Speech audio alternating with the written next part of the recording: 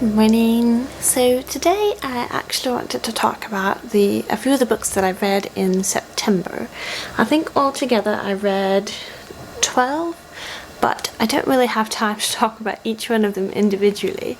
So I wanted to go through and do a quick run through of all the ones that I did, and then I'll take a moment to stop and go back and talk about the ones that I really enjoyed. So in September, I read A Study in Scarlet by Arthur Conan Doyle. I read Sorcery of Thorns by Margaret Rogerson. I read Emma, the manga series, and I do not know how to pronounce the author's name, so I'll put it on the screen here. I read An Enchantment of Ravens, also by Margaret Rogerson. I read A Court of Mist and Fury by Sarah J. Maas. I read Uprooted by Naomi Novik. I read The Five Love Languages by Gary Chapman. Howl's Moving Castle by Diane Wynne Jones. I can never remember if it's Diane or Diana. I read The Pushcart War. I have no idea who that was by. It was just a book that was recommended to me by one of my fiance's brothers, and it was just a fun little short book. Then Wildwood Dancing by Juliet Marillier, I believe is how I've decided to pronounce it. Then The Bear and the Nightingale by Katherine Arden, and Daughter of the Forest by Juliet Merrill. So overall, I'm really happy with the amount of books that I read this month.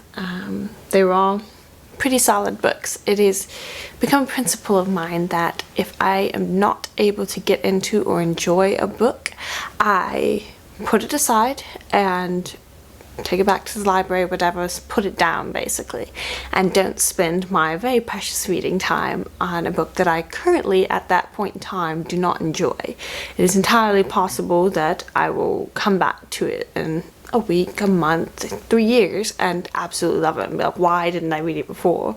But the fact of the matter is that I don't want to waste time trying to slog through a book that I'm not really enjoying. So I really enjoyed all of the books that I read this month. Let's go ahead and go in depth on a couple more of these books. The first book that I read this month, as I said, was A Study in Scarlet, which is a book by Arthur Conan Doyle. It's a Sherlock Holmes story. And I just really quick wanted to touch on this because I love Sherlock Holmes. This is a reread. I have read this story probably half a dozen times at this point. But I was listening to a podcast that I had found on Audible talking about Arthur Conan Doyle. It's called, I believe, The Real Sherlock Holmes. I'll put a link to it in the description box because I really enjoyed it. It was one of those free Audible Plus things, and I saw it and I was just like, this might be interesting, because as I've said, I have a deep and abiding love for Sherlock Holmes, and so I listened to it and learned all kinds of different stuff about Sir Arthur Conan Doyle, so I highly recommend that. But as I was listening to that, I was like, oh, I really want to go and read a Sherlock Holmes story.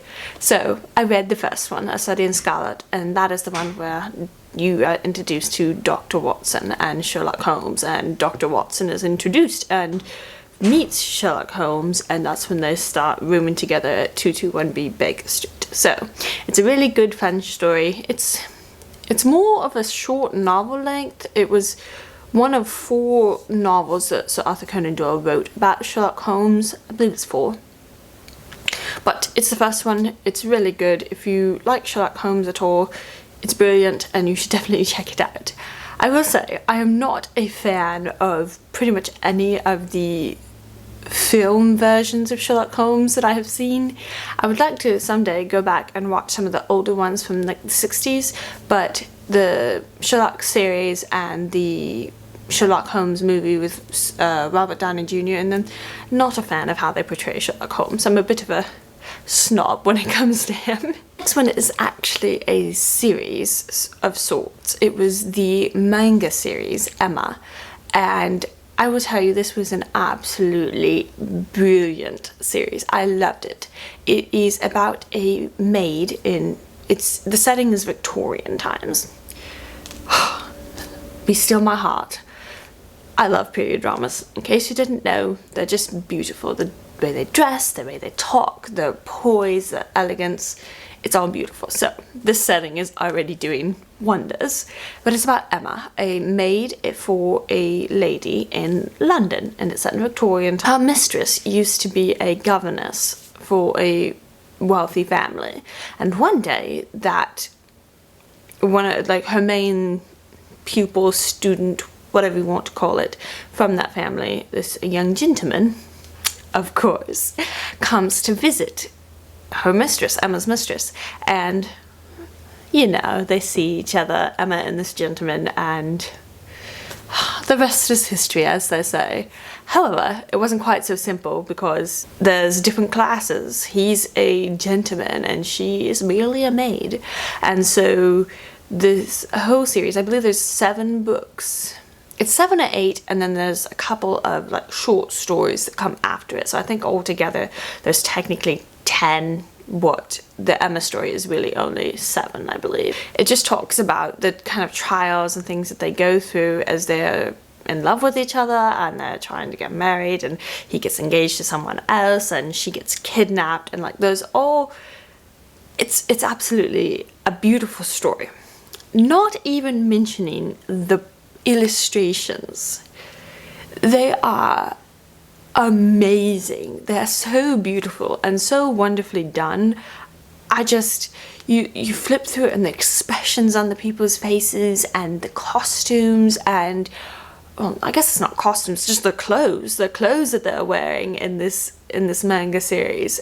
They're just so beautifully done, and there's bits where you get to see like the corsets and the under things, which is always fun because I kind of have a fascination with like corsets and the way that they worked, and women wore them all the time, every day. They weren't always like the kind of bad, evil thing that they're kind of put out to be today. They were really practical and useful, and so I love seeing like pictures of original ones, and the way that this lady illustrated them in this book is just, they're beautiful. But then just the dresses and all that, it was absolutely fantastic, and I highly recommend it because not only was it just a brilliantly written story, it was a gorgeous piece to go through, and I would absolutely love to be able to get the full set in physical books. That would be amazing.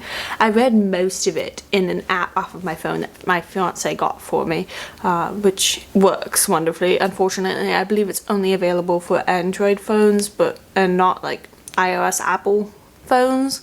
But it was really nice because my library actually had only like 4 of the 7 or 5 of the 7. They were missing, I think, 4 and 5, which is really bizarre. So just get those ones, get them. It's not that hard. It was absolutely amazing and such a gorgeous read, and I highly recommend it. Alright, I actually don't have too much time because my battery symbol is flashing and I don't have my charger with me, so let's hope that this lasts just long enough. This is the 3rd time I've filmed this vlog, so yes.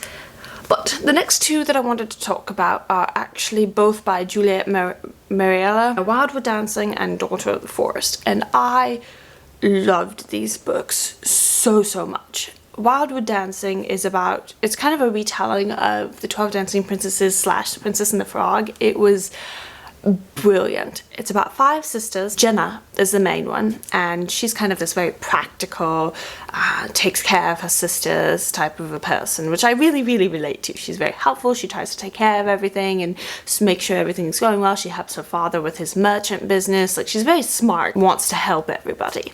Well, her father is sick and he ends up having to go away for his health, so he leaves her in charge of his home and his daughters, the rest of his daughters. He's just, I mean, she's not the oldest one, but he's just like, you know, you are very responsible, like you and your older sister, you need to like take care of the rest of your sisters. These girls have also, they accidentally discovered a portal to another world. It's called the Other Kingdom, and they go there once a month on the full moon, and they dance and they laugh and they have just a great time, which is nice because I feel like a lot of times with the 12 Dancing Princesses, that other place that they're going to is portrayed as like this horrible, awful, miserable, they want to get out type of place. So it was really nice for this iteration of the story to be that they looked forward to it and anticipated it and couldn't wait to go there. It's a beautiful story.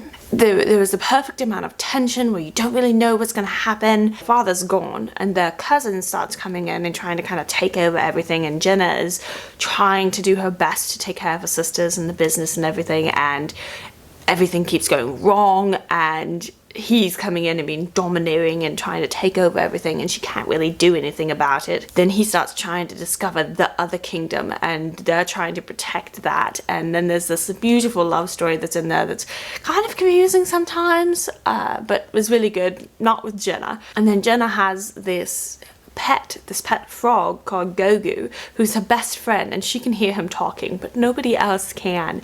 And he's just her friend. She keeps him like in her pocket when she's dancing or sitting up on her shoulder, and it's beautiful, and I really would recommend it.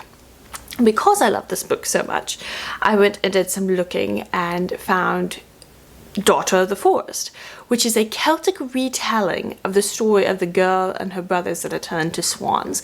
And when I saw that description, I was like, sign me up. Oh my goodness, because I love all things. Okay, so here we are again. I am telling you, the number of times I've tried to get this video done, it's ridiculous at this point. I almost wish I'd kept a clip of every single time so I could do a fun little montage of different attempts to film what books I read in September. It's absolutely ridiculous. Yesterday I tried to film it and my battery cut out, so we're just gonna start from there and mush these two together and call it a day. But also now you might hear some background noise because people building houses and all of that, so you know. Yesterday I ended off with, I had started talking about The Daughter of the Forest, a book by Juliet Marillier. I guarantee you I'm pronouncing that incorrectly. It is what it is.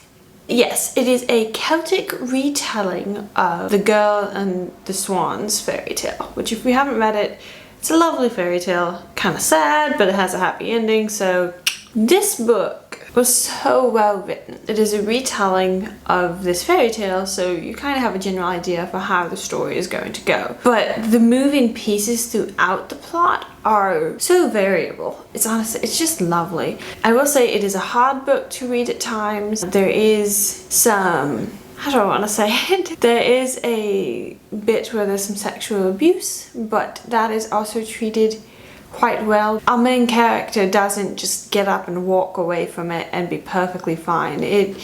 She struggles with it for like the rest of the book, and from what we can tell, that while she is healing, is something that she will have to bear the burden of for the rest of her life, and it's incredibly sad. However, I liked that it portrayed it in a way that was real. It wasn't just a magical fairy tale where nothing bad ever happens, and if something bad does, then when the good thing happens, the bad thing might as well not have happened. This story makes it more real because bad things do happen, but they're not the end. You know, that there's still life, there's still hope, that you can still go on to a degree, that it's not just like a unrelatable fairy tale because nothing bad ever happens. Yeah, it was good. It was really hard to read through some of that because it is, especially if you're somebody like me that empathizes very deeply with people. And I have noticed that with characters in books and whatnot, like I do have to be careful sometimes, because if characters just go through endless depressing things, I can't read it because it messes with my mental health, because I empathize so deeply with them, and I relate very well. It was such a good story. So let me go back to the beginning a little bit and kind of give you a slight rundown. I'm still trying to figure out a way to talk about books and not give spoilers, but to give an interesting enough review that one of you would want to go out and read it.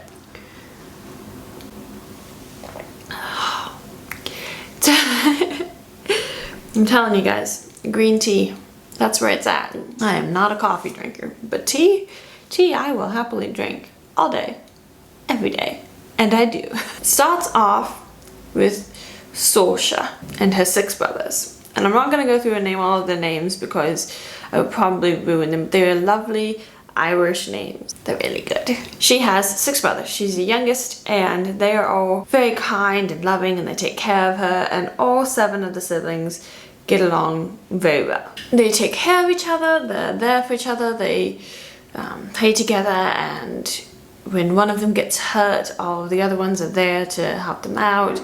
And some of them almost have a magical connection where they can hear each other's thoughts and talk to each other in their heads. Not all of them, just some of them. That's what it starts out. And the father was devastated by the mother's death when Sorcerer was born, several years before the beginning of the story. And he basically just throws himself into protecting his little realm and fighting the British, because the British are the enemies, because these are Irish, Celtic, you know, with druids and all of that, which is so good. But so he just basically throws himself into just warfare, basically, to get over his wife's death. And he kind of neglects his children, and he neglects his village to a degree, but he keeps them safe. That's what really matters in the long term for villagers and things like that. They're safe. You know, they might not be very well taken care of like a lord ought to take care of his people, but at least they know they can go to bed at night and get up in the morning and it'd be okay. But then as the children start getting older, one of Sorcerer's brothers starts helping out with the villagers and taking care of them and listening to them and coordinating things and finding this person's children a job so that then there's food for the family, really taking care of the villagers. And Sorcerer's 2 oldest brothers start going off to war with their father. Sorcerer just kind of is doing her own thing. Running and playing and laughing and having a good time as a little girl. Then one day, their father comes back. He brings them a stepmother, and all of them are just like, this is a bad idea. Don't do this. But their father, she's got their father under some sort of spell, and he won't listen to them anymore. And he starts ostracizing the villagers, and he fires one of his best men. And then Sorcerer's lovely herb garden, because that was the other thing, is that she has become a incredibly talented healer, and she does like the herbs and she takes care of the villagers and heals their sicknesses, and she just is basically becoming a midwife, doctor type of a person, and a woman. She's really good at it. She's only like 13, I believe, at this point in the story. She's really good at healing and taking care of people. The stepmother ends up ordering Sorcerer's garden to be destroyed. She and their father get married. All of the children realize that like this is not good. This is not good at all. That horrible bad things could happen. So then they go out to the tree that they planted when their mother died. They're all sitting there to call up the good magic of the forest to get rid of their stepmother. But the stepmother finds out and turns the boys into swans, and Sorcerer is able to run away. And then she has to make them shirts out of this plant. I believe it was starwort. I don't remember, it was star something. But it's basically a very incredibly spiny plant. Like I pictured it kind of like a cactus, but it has these beautiful pale pink blossoms, and she has to go through and make them shirts out of this. It wasn't so simple as in the original fairy tale where she had to use nettles, and she just kind of, when I was a kid at least, I interpreted it as her just kind of like sewing the leaves together. Maybe she was actually like pounding them and spinning them into a thread. I don't know. And then like weaving it into a cloth. I should probably go back and reread that and see. But at least in this story, she actually has to like go out and pick these very spiny, prickly, incredibly painful plants, and then she has to like pound them and then turn them into a thread and then weave them into a cloth and then sew them into a shirt. Like, she has to do all of that. And her hands just start getting so damaged and worn just because they get so calloused, but it still hurts. Like it never stops hurting. So then a lot of other lovely things happen. There's a British lord that comes into it, and yeah, it was lovely. Not only was it a retelling of one of my favorite fairy tales, but it was also set in Celtic, Irish, Ireland, England, all of that. So it was really beautifully done. And then at the end of it, I will tell you, it does have a good ending because it kind of has to. It's after the story. It does, but it's like a bittersweet ending. It's not all the ends are tied up and it's just, but it ended very well. It was a realistic that people don't just really. We have a few people around here that have very loud cars, and I do not appreciate it. Oh well. Hopefully with this external microphone it won't be as obvious in the video. Come on! Anyway, it has a very bittersweet ending. It was real. You know, people don't just recover overnight from very bad things happening to them.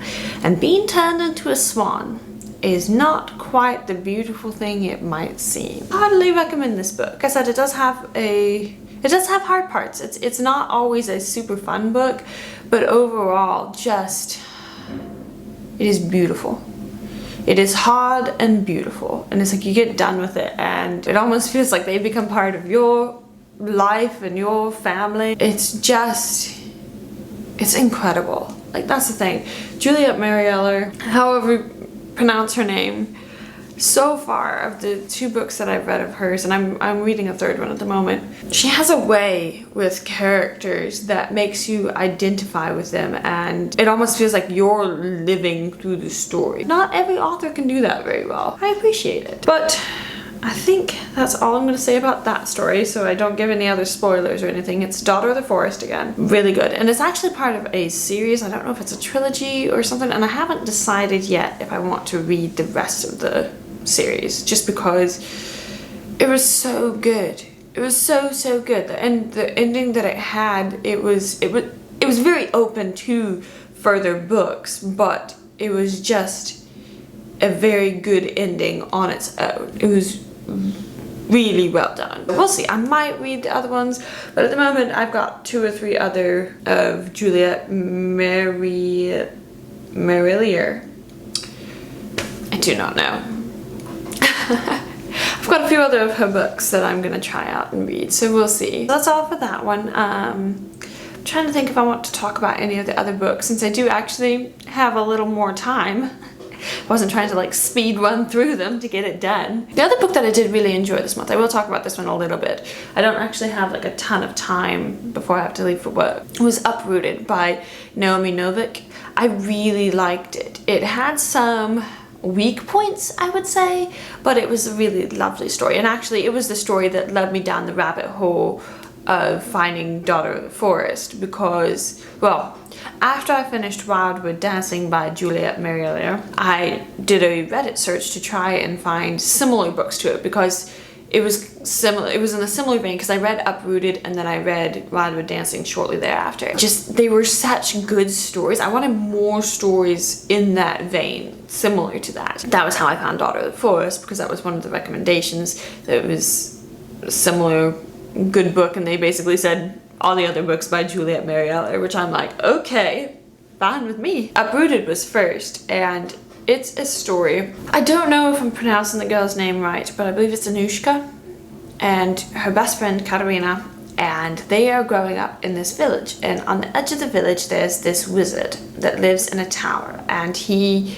basically protects a collection of villages in the valley from the wood. The wood is this forest, basically. It's kind of interesting because the forest in this book is depicted as kind of evil and dark, and then the forest in Daughter of the Forest was more protective, keep them safe unless you were evil, and then if you're evil they're gonna get you. So there were a lot of hints about people that went into the forest and never came back because the fair folk whisked them away. But in Uprooted, the wood is like this very dark and evil thing, and there are these horrible creatures that will come out of it and destroy livestock and sicken a whole village, and there are rumors that it has consumed entire villages, and so it is something that you don't mess with it and that you're very scared of. And so, which is why they put up with Dragon, the wizard, his kind of a seemingly eccentric way of taking payment to a degree, where basically every 10 years he comes and takes a girl who is 17. Oh, thank goodness, I believe they are going away. Whoever invented loud cars did not keep in mind that people would be video vlogging at some point from their houses. He takes one girl who's 17. Usually she's the prettiest, the brightest, the smartest, the bubbliest, all of these things. And he takes one of them for 10 years. She doesn't get to come back and visit her family or anything like that. She's just gone for 10 years. And then at the end of the 10 years, he lets her go and takes another one. But usually, the girls that he has let go, instead of settling down and, you know, going back to the normal village life, they all end up leaving the village and going elsewhere to find husbands and children and all of this stuff.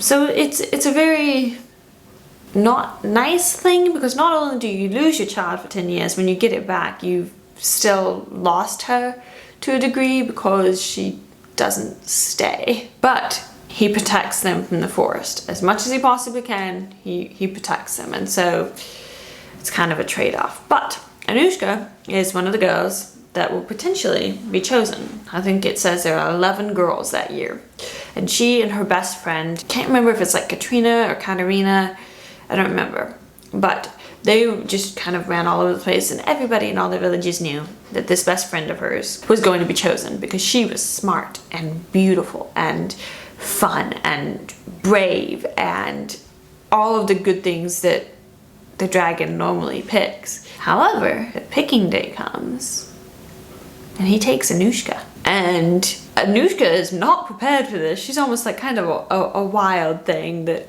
you know, run out in the woods and the forest and gathering things and always getting dirty, like always getting dirty. Something happens invariably, and it's kind of funny because this is almost a joke that is brought up throughout the book, where it's like, and again, she's covered in this and that and all the other. So that was kind of funny. Basically, she gets chosen and finds out something, and then basically the rest of the book is them trying to figure out how to defeat the wood. And the wood is evil, and like, anyway, I don't want to go too much more because it will spoil it. I will say, however, that in this book, there is a point where there is a love scene that I feel like, I'm kind of torn with love scenes because I feel like sometimes they can fit really well and sometimes it's just, come on guys, like, leave it to the imagination of the reader and skip over that.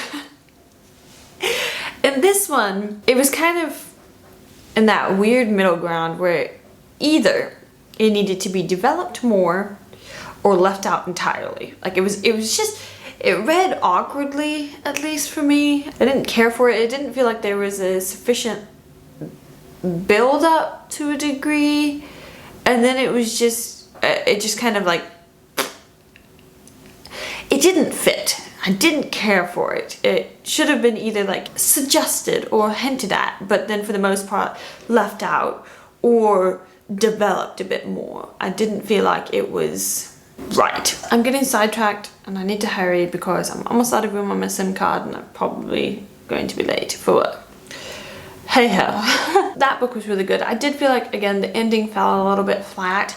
It was like just this build up and beautiful and lovely, and then it just, I don't know. The ending was just too abrupt or something. I didn't care for it. So those are all of the books that I read for September. I am hoping to kind of come up, I haven't really done this before, but come up with a specific list of books I would like to read in October. Stay tuned for that.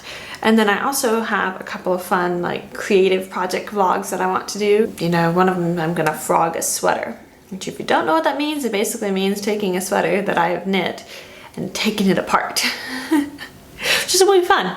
And then I'm gonna do another video sometime really soon here talking about some of the projects that I've been working on recently. I've got to end, so thank you so much for joining me. Feel free to like and subscribe if that's what you would like to do. No worries if you don't. And you can find me on Instagram. I will also have a link to my website down below, and I hope you come and chat with me. So thank you so much for hanging out today, and I will see you on the next one. Bye.